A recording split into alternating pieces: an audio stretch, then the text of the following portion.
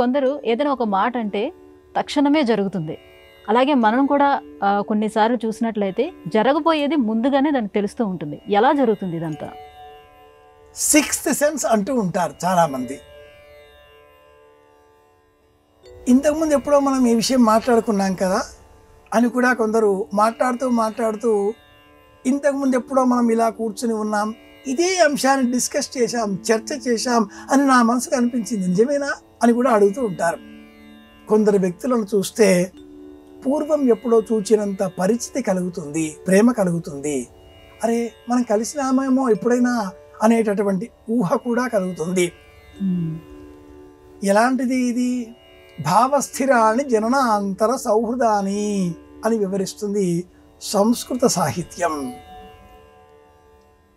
పూర్వం ఎప్పుడో కలిసి ఉన్నటువంటి జ్ఞానాన్ని మళ్ళీ మనం పొందగలుగుతూ ఉంటాం. రమ్యాని వీక్ష్య మధురాంశ్చ నిశమ్య శబ్దాన్ పర్యుత్సికో భవతి యత్సుఖితోపి జంతుః తచ్చేతసా స్మరతి మసాతు నూనం భావస్థిరాని జననాంతర సౌహృదాని. సిక్స్త్ సెన్స్ అనేది ఎలా ఏర్పడింది? అసలు ఫిఫ్త్ సెన్స్ 1, 2, 3, 4, 5 ఏవి? ఈ దేహానికి 5 ఇంద్రియాలు ఉన్నాయి.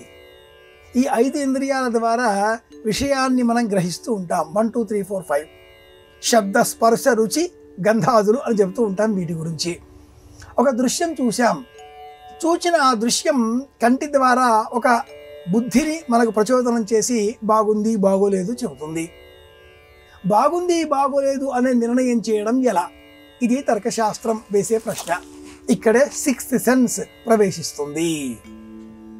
మొదటిసారిగా విన్న దృశ్యమో, మొదటిసారిగా చూచిన రుచి, మొదటిసారిగా పొందిన అనుభూతి ఏదైనా కూడా మొట్టమొదటిసారి అయినప్పుడు ఇది బాగుంది బాగోలేదు అని ఎలా నిర్ణయం చేసుకోగలుగుతాం? లడ్డు ముందు తిని ఉంటే మళ్ళీ రెండవది తిన్నప్పుడు రెండింటిలో ఏది మంచి చెడు తారతమ్యాలు చేసి అది బాగుంది ఇది బాగోలేదు, అనుభవం రెండవసారి అయినప్పుడు మంచి చెడు అనేది తెలుస్తుంది.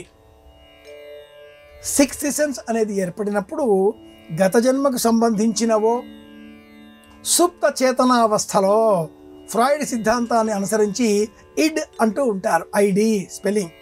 ఆ ఇడ్ అనే స్థాయిలో ఎప్పుడో చిన్నప్పుడో ఏదో ఒక జ్ఞాపక పొలిమేరలలో, మస్తిష్కాలలో, పొరల లోపల అక్కడ ఉన్నటువంటి జ్ఞాపకం ఒకటి మనకు తెలియదు, బుద్ధిని ప్రచోదనం చేస్తూ ఉంటుంది. అది నిర్ణయిస్తుంది ఇది బాగుంది ఇది బాగోలేదు, ఈ వ్యక్తిని నమ్మవచ్చు ఈ వ్యక్తిని నమ్మకూడదు, ఇది నిజం ఇది అబద్ధం.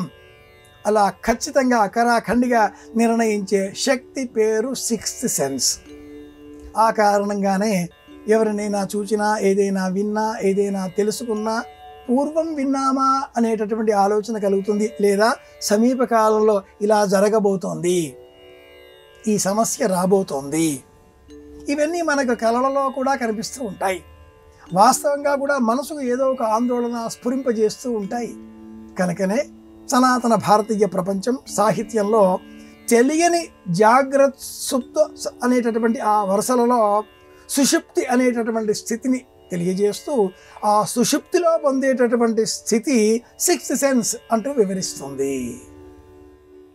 ఈ ప్రచోదనం దృఢంగా ఉండే నిమిత్తమై సనాతన ధర్మం నిరంతరం అందుకే దైవ ధ్యానం చేయండి, పరమాత్మను స్మరించండి, మంచి పనులు చేయండి, ఇతరులకు సహాయం చేయండి, మొక్కల పెంపకం చేపట్టండి, పర్యావరణాన్ని రక్షించండి, ప్రశాంతంగా ఉండే ప్రయత్నం చేయండి అంటూ వివరించింది.